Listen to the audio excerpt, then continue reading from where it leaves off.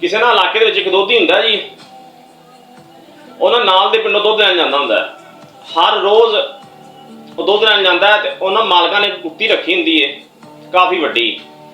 ਉਹ ਹਰ ਰੋਜ਼ ਉਹਨਾਂ ਨੂੰ ਵੇਖ ਕੇ ਭੌਂਕਦੀ ਸੀ ਤੇ ਉਹਨੇ ਵਿਚਾਰੇ ਨੇ ਕਦੀ ਕਹਿਣਾ ਮਾਲਕ ਨੂੰ ਕਿ ਯਾਰ ਮੈਨੂੰ ਬੰਨ ਲਿਆ ਕਰੋ, ਮੈਂ ਆਣਾ ਹੁੰਦਾ ਫਜਰ ਟਾਈਮ, ਯਾਨੀ ਅਜ਼ਾਨਾਂ ਤੋਂ ਪਹਿਲੇ ਮੈਂ ਆਣਾ ਹੁੰਦਾ ਤੇ ਇਹ ਨਾ ਮੈਨੂੰ ਵੇਖ ਕੇ ਭੌਂਕਦੀ ਏ ਤੇ ਇਹ ਨਾ ਵੇ ਮੈਨੂੰ ਨੁਕਸਾਨ ਪਹੁੰਚਾਵੇ, ਤੇ ਤੁਹਾਡੀ ਮਿਹਰਬਾਨੀ ਇਹਨੂੰ ਬੰਨ ਲਿਆ ਕਰੋ।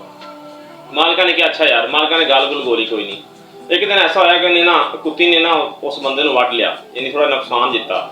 ਉਹਨੇ ਜਾ ਕੇ ਮਾਲਕ ਨੂੰ ਕੰਪਲੇਨ ਕੀਤੀ, ਦੱਸਿਆ ਕਿ ਯਾਰ ਦੇਖ ਲੈ ਇਹ ਤੇਰੀ ਕੁੱਤੀ ਨੇ ਚੰਨ ਛੜਾਇਆ ਮੇਰੇ ਨਾਲ, ਦੇਖ ਲੈ ਕਿ ਮੈਂ ਦੁੱਧ ਲੈਣ ਵਾਸਤੇ ਆ ਰਿਹਾ ਸੀ ਤੇ ਮੈਨੂੰ ਇਹਨੇ ਵੱਢ ਲਿਆ। ਉਹਨੇ ਕਿਹਾ ਚੱਲ ਯਾਰ ਪੱਟੀ ਪੁੱਟੀ ਕਰਾ ਤੇ ਕੋਈ ਨਹੀਂ, ਅੱਲਾ ਖੈਰ ਕਰੇਗਾ, ਅਸੀਂ ਇਹਨੂੰ ਬੰਨ ਲਵਾਂਗੇ। ਉਹ ਕੁਛ ਦਿਨ ਗੁਜ਼ਰੇ ਲੇਕਿਨ ਕੁੱਤੀ ਫਿਰ ਉਹੀ ਹਾਲ। ਉਹ ਇੱਕ ਦਿਨ ਆਪਦੀ ਬੇਗਮ ਨੂੰ ਕਹਿੰਦਾ ਕਿ ਯਾਰ ਮੈਨੂੰ ਕੋਈ ਚਾਦਰ ਚੂਦਰ ਦੇ, ਵਾਹ ਭਾਰੀ ਸਾਰੀ। ਉਹਨੇ ਕਿਹਾ ਵੀ ਖੈਰ ਏ। ਉਹਨੇ ਕਿਹਾ ਜੀ ਮੈਂ ਕੁੱਤੀ ਦਾ ਕੰਮ ਕਰਨਾ ਹੈ। ਅੱਕ ਗਿਆ ਵਿਚਾਰਾ, ਹਰ ਰੋਜ਼ ਮਤਲਬ ਉਹਨੂੰ ਵੇਖ ਕੇ ਭੌਂਕਣਾ। ਆਖਰ ਦਿਲ 'ਚ ਖੌਫ ਤਾਂ ਆਉਂਦਾ ਹੀ ਏ ਜਦੋਂ ਰਾਤ ਬਰਾਤੇ ਨਿਕਲਣਾ ਬੰਦੇ ਨੇ। ਉਹਨੇ ਦੀ ਬੇਗਮ ਕੋਲੋਂ ਇੱਕ ਭਾਰਾ ਜਿਹਾ ਤੱਪੜ ਜਿਹਾ ਲੈ ਲਿਆ, ਇੱਕ ਕੱਪੜਾ ਲੈ ਲਿਆ ਤੇ ਉਹਨੇ ਕਿਹਾ ਵੀ ਅੱਜ ਕੁੱਤੀ ਦਾ ਤਾਂ ਮੈਂ ਕੰਮ ਕਰਾਂਗਾ ਨਾ, ਇਹਨਾਂ ਨੂੰ ਤਾਂ ਮੈਂ ਕਿੰਨੀ ਵਾਰੀ ਕਿਹਾ ਅਸਰ ਨਹੀਂ ਕਰਦੇ। ਉਹਨੇ ਭਾਈ ਜਿਸ ਵੇਲੇ ਗਿਆ ਤੇ ਕੁੱਤੀ ਆਈ ਭੱਜ ਕੇ ਉਹਦੇ ਵੱਲ ਨੂੰ। ਉਹਨੇ ਭਾਈ ਉਹਦੇ ਤੇ ਉਹ ਖੇਸ ਜਾ ਜਿਹੜੀ ਉਹ ਤੱਪੜ ਸੀ ਕੱਪੜਾ ਜਿਹੜੇ ਭਾਰਾ ਸੀ ਉਹ ਕੁੱਤੀ ਦੇ ਉੱਤੇ ਸੁੱਟਿਆ ਤੇ ਮਾਰ ਕੇ ਗੋਡਾ ਕੁੱਤੀ ਨੂੰ ਲੱਕ ਤੋੜ ਦਿੱਤਾ ਕੁੱਤੀ ਦਾ। ਉੱਥੇ ਕੁੱਤੀ ਮਾਰ ਦਿੱਤੀ ਮੌਕੇ ਤੇ ਹੀ।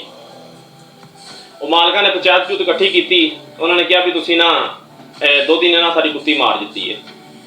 ਉਹਨੇ ਕਿਹਾ ਦੇਖੋ ਜੀ ਮੈਂ ਹਰ ਰੋਜ਼ ਇਹਨਾਂ ਨੂੰ ਸਮਝਾਉਂਦਾ ਹੁੰਦਾ ਸੀ ਕਿ ਤੁਹਾਡੀ ਮਿਹਰਬਾਨੀ ਹੈ, ਇਹ ਕੁੱਤੀ ਨੂੰ ਬੰਨ ਲਿਆ ਕਰੋ, ਲੇਕਿਨ ਉਹਨਾਂ ਨੇ ਅਸਰ ਨਹੀਂ ਕੀਤਾ। ਮੁੜ ਕੇ ਭਾਈ ਉਹ ਪੰਚਾਇਤ ਦੇ ਵਿੱਚ ਫੈਸਲਾ ਹੋਇਆ ਜਿਸ ਵੇਲੇ ਉਹਨੇ ਕਿਹਾ ਵੀ ਗੁਨਾਹ ਕੁੱਤੀ ਵਾਲਿਆਂ ਦਾ ਹੈ, ਆਖਰ ਇਹਨੇ ਇੰਨੀ ਵਾਰੀ ਕਿਹਾ ਇਹਨੇ ਬੰਨੀ ਕੋਈ ਨਹੀਂ ਮਾਲਕ ਨੇ, ਤੇ ਲਿਹਾਜ਼ਾ ਦੋਧੀ ਛੁੱਟਾ ਟੁੱਕਾ, ਦੋਧੀ ਦਾ ਕੋਈ ਕਸੂਰ ਨਹੀਂ ਹੈਗਾ।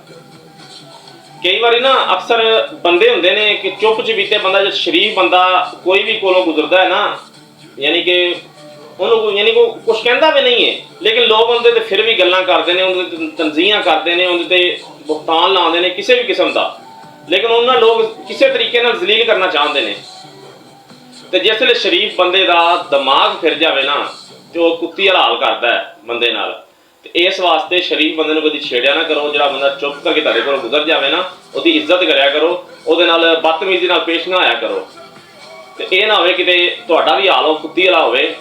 ਤੇ ਇਸ ਵਾਸਤੇ ਗੱਲ ਅਗਰ ਮੇਰੀ ਅੱਛੀ ਲੱਗੀ ਹੈ ਤੇ ਵੀਡੀਓ ਨੂੰ ਲਾਈਕ ਕਮੈਂਟ ਸ਼ੇਅਰ ਲਾਜ਼ਮੀ ਕਰਿਆ ਜੇ, ਤੇ ਵੀਡੀਓ ਪੂਰੀ ਵਾਚ ਕਰਿਆ ਕਰੋ। ਮਿਹਰਬਾਨੀ ਤੁਹਾਡੀ।